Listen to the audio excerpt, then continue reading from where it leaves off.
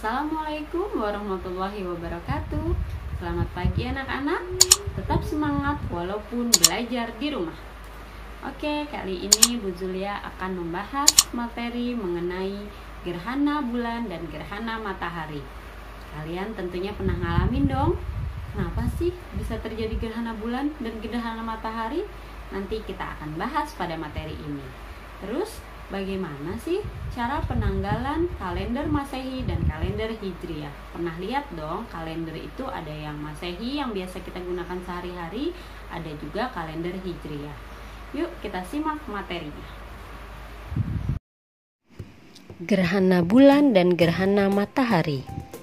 Saat beredar mengelilingi bumi, bulan dapat berada pada posisi sejajar dengan bumi dan matahari, yang menyebabkan timbulnya gerhana. Pada saat bulan, bumi, dan matahari sejajar, terjadi gerhana bulan. Cahaya matahari terhalang oleh bumi sehingga bulan tidak tampak dari bumi. Kalian bisa lihat gambar yang telah disajikan bahwa apabila bulan berada di belakang atau di pinggir, maka itu terjadi gerhana bulan. Sementara saat matahari, bulan, dan bumi berada pada posisi sejajar, terjadi gerhana matahari. Jadi ketika bulannya itu ada di posisi tengah, maka disebut dengan gerhana matahari. Bentuk gerhana yang terlihat ditentukan dari wilayah pada bumi yang tertutupi bayangan umbra atau penumbra. Umbra adalah bayangan inti sangat gelap yang berada di bagian tengah. Dapat kalian lihat ya bahwa umbra itu adalah daerah yang paling gelap gitu, daerah bayangan yang paling gelap.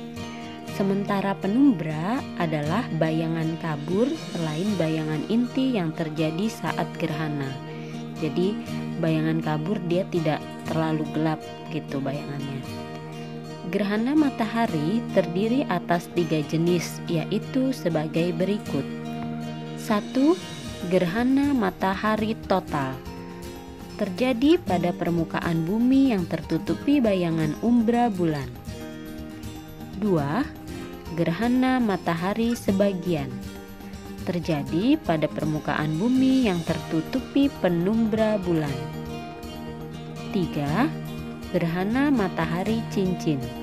Terjadi saat bulan berada pada titik terjauhnya dari bumi. Gerhana matahari berlangsung lebih singkat dibandingkan gerhana bulan.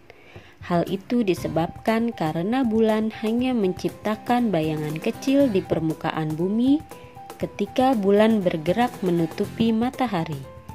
Selain itu, gerakan bulan ketika mengelilingi bumi lebih cepat, sehingga gerhana matahari berlangsung lebih cepat dibandingkan gerhana bulan.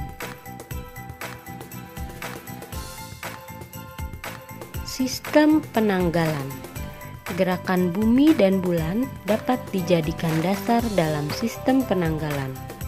Ada 2 jenis sistem penanggalan yang umum digunakan di Indonesia, antara lain kalender Masehi dan kalender Hijriah. Kalender Masehi dibuat berdasarkan pergerakan bumi mengelilingi matahari. Dalam 1 tahun terdiri dari 365 hari yang dibagi menjadi 12 bulan. Masing-masing bulan terdiri atas 30 dan 31 hari, kecuali Februari yang hanya 28 hari. Setiap 4 tahun sekali akan disebut dengan tahun kabisat, di mana jumlah hari dalam 1 tahun tersebut yaitu 366 hari. Tepatnya pada bulan Februari, jumlah hari yang biasanya 28 hari akan menjadi 29 hari. Jadi setiap 4 tahun sekali jumlah harinya menjadi 366 hari, karena Februarinya 29 hari. Nah, itu disebut dengan tahun kabisat, hanya terjadi 4 tahun sekali.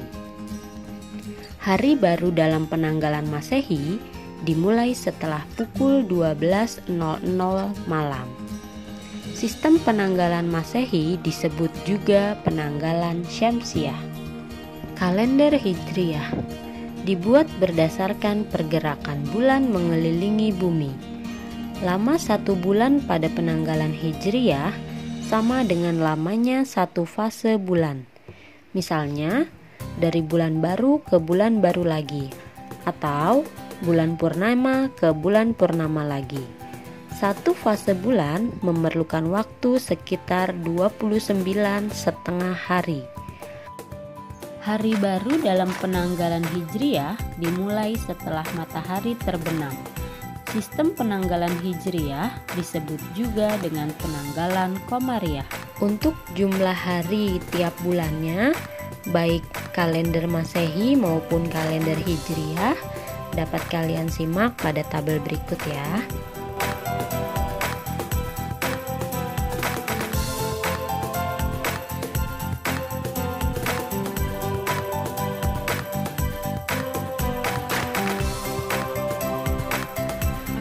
Sudah menyaksikan semua? Bagaimana penjelasan materi kali ini? Mudah-mudahan bermanfaat bagi kalian semua. Terima kasih telah menyaksikan. Wassalamualaikum warahmatullahi wabarakatuh.